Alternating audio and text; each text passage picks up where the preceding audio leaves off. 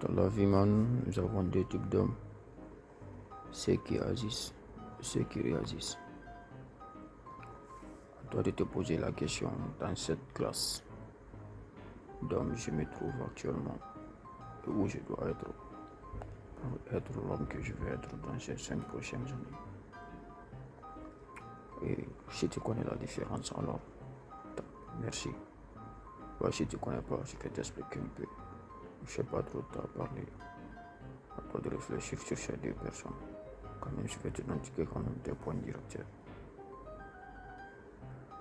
L'homme qui agit est un homme qui ne reçoit pas d'ordre, qui a déjà planifié les actions, qui agit en suivant chronologiquement ses mouvements étape par étape. A, B, C, D, jusqu'à Z. 1, 2, 3, jusqu'à l'étape finale. C'est un acteur dans les films comme dans les séries.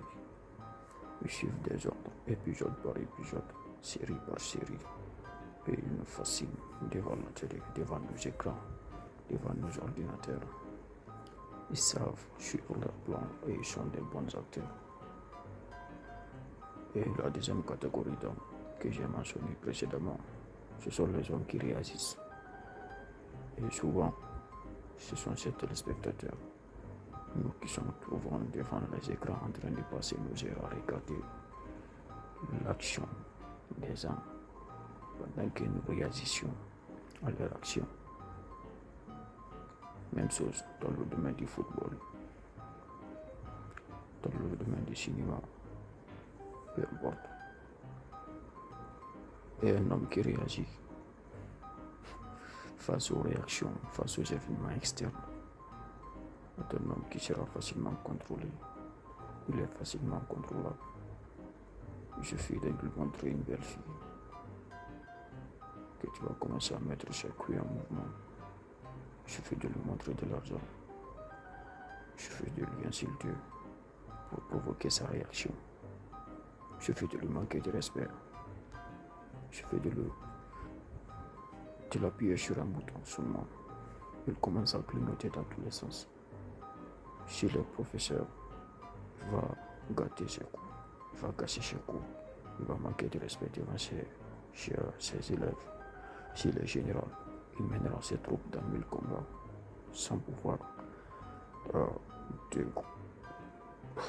contrôler ses émotions. Sans la capacité de contrôler ses émotions, il va pousser ses troupes dans 1000 combats dans lesquels il perdra toute raison d'être. Toutes ces troupes lui quitteront parce que c'est une personne qui réagit. Il ne planifie pas avant d'agir. Il suit les réactions des gens. C'est une personne qui se trouve souvent dans la roue du hamster. Il suffit qu'on lui met le mécanisme, qu'on appuie et que son mécanisme de réaction se mette en marche jusqu'à ça déclin.